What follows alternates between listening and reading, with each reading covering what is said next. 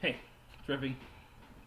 Unit 1 notes part 2. So this is your introduction to human anatomy and physiology notes. The second part, you've kind of already done a lot of this stuff, and we do a lot of practice with this in class, but I figured it'd be worthwhile to kind of have some notes to kind of review it. So we're going to go over body cavities, planes, and then actually we're going to incorporate part 3 in here where we go over positive and negative feedback loops. The positive and negative feedback loops is going to be really important for your project that you have coming up this week, but here we go, rock and roll. So the entire human body can be divided into what are called body cavities, but these things first start appearing during embryonic development, before you even have the appearance of a human being, I guess you could say. But it's divided into two main categories. So you can divide the body into the ventral body cavity, which this one would be located on the front side, and it's composed of your thoracic and your abdominal pelvic cavities, but its main purpose is to provide protection, allow organ movement, and a lining to prevent friction. So a lot of the linings of cavities have membranes in them which secrete some kind of mucus or some kind of friction reducing substance, because if you just think about it as simply as taking a huge deep breath, you have organs that are rubbing against all kinds of other structures, and what you know about friction is when friction occurs you can actually have a deterioration in the quality or the functionality of the actual cells and tissue itself. The other is going to be the dorsal body cavity. This is going to be mostly just composed of your brain and spinal cord, but its main purpose is to cushion and protect the central nervous system, and the central nervous system is simply your brain and your spinal cord. So we'll talk about the dorsal body cavity a little bit further. The dorsal body cavity, like I said, can be divided into the cranial cavity, which contains your brain. The cranial cavity is composed of a protection layer of bones which have no movement. You don't think of it as this, but you consider your skull to be one bone, but it's actually many bones. But contains the brain, and there's a vast network inside that cranial cavity that it provides protection. And then you also have the spinal cavity, which contains your spinal cord. Don't confuse the actual vertebrae with the spinal cord. Your spinal cord is a portion of the central nervous system that is contained within the vertebrae that allow protection, and the spinal cord itself is what relays signals to and from the brain to other parts of the body. So if we look at this picture here, you will notice that up here is your cranial cavity, nice and big, which actually connects and is continuous with the spinal cavity, because some of the substances, particularly cerebrospinal fluid that is produced in the brain, actually is continuous with the spinal cord. So that cerebrospinal fluid that's produced here travels down throughout the entire spinal cord and helps bathe the nerves, I guess you could say.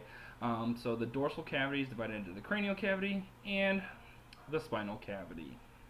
Here they're calling it the vertebral cavity, but we're going to call it the spinal cavity, just so you know.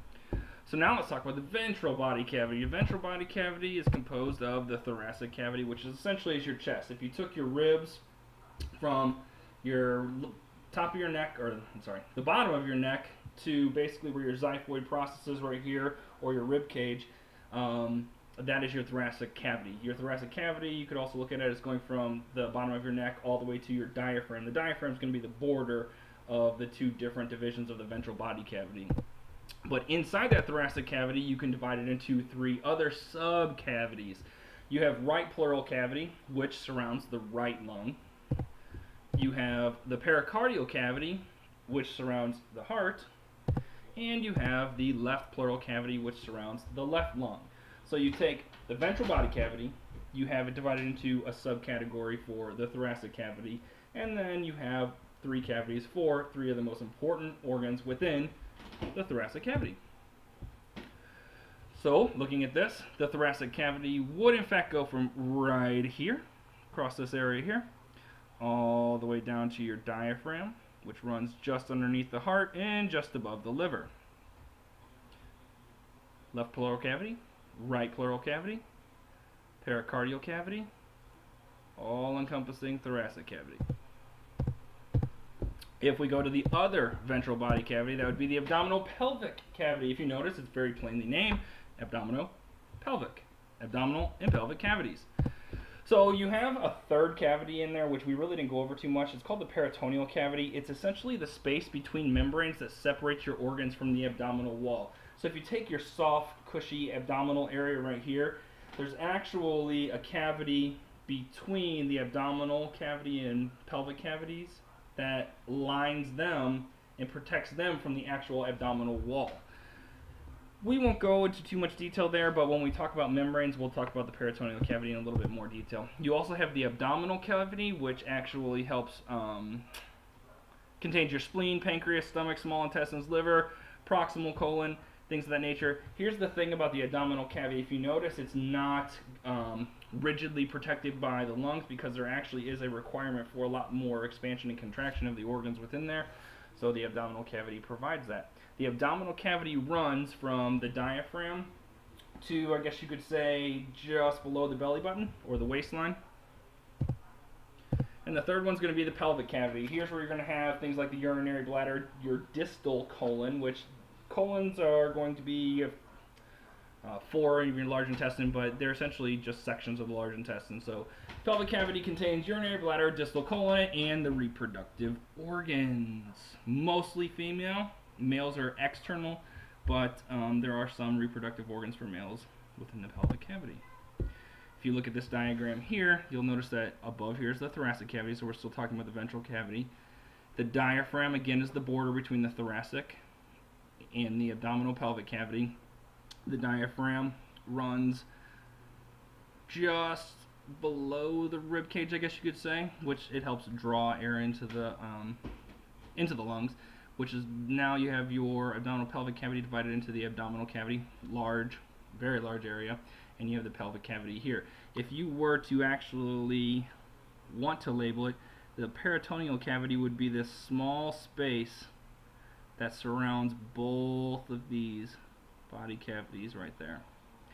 And a frontal view, large abdominal pelvic cavity divided into the pelvic and the abdominal cavities.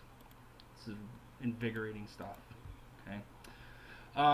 The planes, hopefully you got a very, very detailed, in-depth practice with that when we did our Play-Doh lab, but you have several different kinds of planes. The sagittal plane, which is what we're going to refer to it as, don't refer to it as a lateral plane, basically divides the body in a vertical direction into left and right halves. You have a couple different specific kinds of sagittal planes, but you have a mid-sagittal plane, which will divide any structure or the body into equal left and right divisions. You have the parasagittal, which would divide it into unequal left and right halves. You have the coronal or frontal. I like to use the term frontal in this particular instance because it helps you understand that it divides the body into front and back halves, or you can look at it as anterior and posterior halves. And it's not just the body. Keep in mind, these planes can be used to cut any structure of the body. So I could cut the brain into a front using frontal planes. I could cut the brain using a sagittal or mid-sagittal or parasagittal plane. The third one you need to know is transverse or horizontal. This one will divide it into top and bottom, or superior and inferior body parts. So if you were practicing and I asked you to identify this one, you would know that it is in fact a mid-sagittal plane through the entire body. Here you would have a sagittal or a parasagittal plane, noticing that it is unequal left and right halves, and it is a vertical plane. Here you have a frontal or coronal plane. And here's a transverse plane or a horizontal plane. And that's where I'm going to pause for now, and I'll move on to the part 3 of these notes, homeostatic mechanisms, here in just a bit.